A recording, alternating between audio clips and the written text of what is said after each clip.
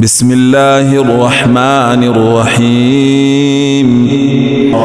ولو يؤاخذ الله الناس بما كسبوا ما ترك على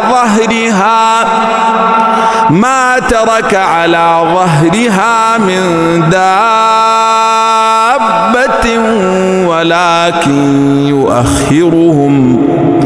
ولكن يؤخرهم إلى أجل مسمى، فإذا جاء أجلهم فإن الله كان بعباده بصيرا.